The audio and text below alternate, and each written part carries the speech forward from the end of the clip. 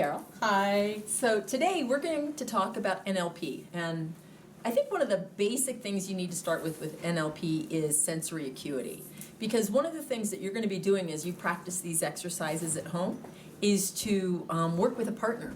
And in order to know when you've hit that right point for things like stacking anchors or creating an anchor for a positive response, you need to be able to read sensory acuity. So we'll get into that in our next video around stacking anchors, but for right now we want to show you what sensory acuity means. So what we're looking for with sensory acuity is either a change in skin color, a change in skin tonus. For example, you may not be sweating now and it may be a slight perspiration, kind of get that glow to your skin. Breathing rate can change, lip size can change. The position of the eyes or the way the eyes look, glazed over, not glazed over, could be, narrowed or wide, but you want to look for those changes, as well as any other physiology changes. You may notice a tightening of the muscles or a relaxing of the muscles. All of those are part of me, as the NLP practitioner, paying attention to you as the client. So, in order to demonstrate that, what I'd like for you right now to do for me is think about someone who you really like. And when she does this, I'm going to ask all of you to watch Carol. Because what you're looking for, and then we'll talk about it, is what shift do we see when she thinks about someone she likes, and then I'm going to ask her to do the same for someone she doesn't like. We don't need to know who that is. All right, Carol. So can you think of someone you really, really like? And just imagine that person now.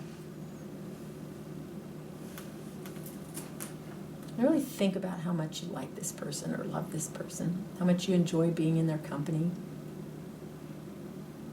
Okay. Okay. All right. And what did you all notice? What I noticed was a change in her color. If you notice, she became more flushed across the nose and cheeks. Her eyes took on a very soft appearance, and the corners of her mouth kind of lifted up. In fact, as you think of that person now, Yes. I noticed that her breathing slowed down a little bit, and she looked a little bit relaxed. So it was very good. In fact, her eyes watered just a bit. It's as if she made a connection with that person. Mm-hmm. All right. Good. Okay, so do you smell popcorn? No. How about perfume? I'm wearing Valor. Do you smell my Valor? Oh, is that what that is? Okay. All right. All right, and we do that just to break state so that she can release that. Now what I'd like for you to do is I want you to think about someone you strongly dislike. Just being in their presence. Okay. Okay? And so fully imagine being in that person's presence. Okay.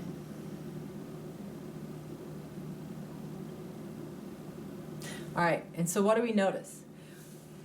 Think about what you noticed as you're watching this YouTube. What I noticed is that her mouth actually flattened out, her lips narrowed. It was almost, not quite a grimace, but close. The eyes narrowed a bit, and her color began to pale. I also noticed her shoulders kind of lift and tighten. So that's what sensory acuity is. This is how I know, especially as we go into creating an anchor, I want that positive state we saw in the first one. And so this is just a marked way of looking the difference between a like and a dislike. Because as we do anchors in the next video, you're looking for it to hit the high level of that state, and as you see it taper off, that's when we release the anchor. So check out the next video on establishing anchors. Thanks.